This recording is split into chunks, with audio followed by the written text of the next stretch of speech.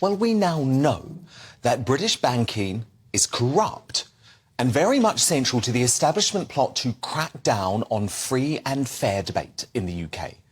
The seismic victory of my colleague Nigel Farage over NatWest and the BBC is a stake through the heart of the groupthink and globalist orthodoxy that is trying to silence the voice of the people like you and all of us at this broadcaster. What's happened over the past few weeks, and especially the past 24 hours, is so much more than a row over a Coutts bank account. It's about whether corporations and institutions have any right to judge honest and hard-working Brits who are brave enough to speak out against the groupthink and woke mumbo-jumbo that is increasingly destroying our society.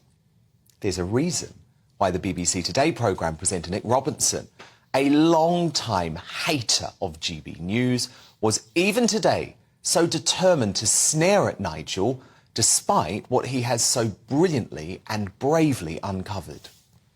You know, pretty much whatever you do, there are people saying, I know what this is about. He wants to get back into politics again. I know you've run 7 times and lost 7 times, but I'm really not going to have this. I'm sick to death of your condescending tone. It's about time. I was teasing you, Mr. Farage. I was teasing actually, you. You weren't. What you should say to people is you're the only person in British history who's won 2 national elections leading 2 different parties. Let's try that aside. Are you coming back then, given your previous success?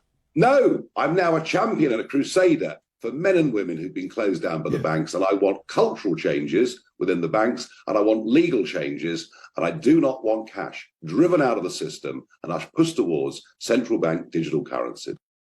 Rather than his pathetic put-downs and arrogance, where is the outrage from Mr. Robinson about the fact a British bank was undertaking an extraordinary surveillance operation on Farage, incorrectly labelling him as a racist and a transphobe for publicly expressing views that actually, let's be honest about it, are consistently shared by the majority of the British public?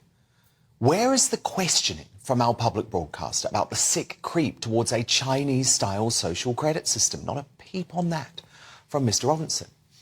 Now, Farage believes the stunning early morning departure of Dame Alison Rose just hours after the NatWest board had stood by her publicly is just the start. Tonight, he announced he'll be launching a new website to lobby against the anti-democratic travesty of debanking. I'm astonished that it's just Dame Alison that has gone so far. I think more need to go. I think the whole board, frankly, made a stupendous error last night.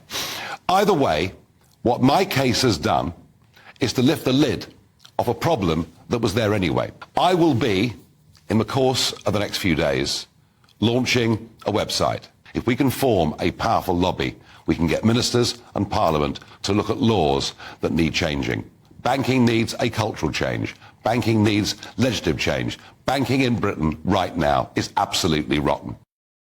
Yep, and Nigel is right, because banking is so fundamental to our way of life. I've been debanked by HSBC. I stayed quiet. That was a mistake. The time for silence is over.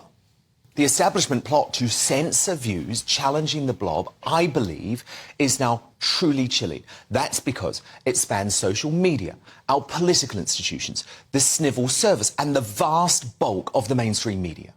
And if you have any doubt that all those players are increasingly terrified of GB News, just look closely at what's been going on these past few weeks.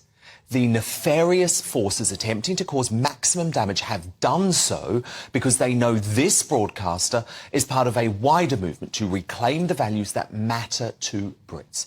You are joining us in growing numbers, night after night in prime time. We are regularly thrashing Sly News and the British Bashing Corporation. So silencing us is a way of silencing you. So I applaud Nigel for the biggest victory over the establishment since his Brexit win. But I warn you that while this battle might be partly won, the fight for our freedom has really just begun.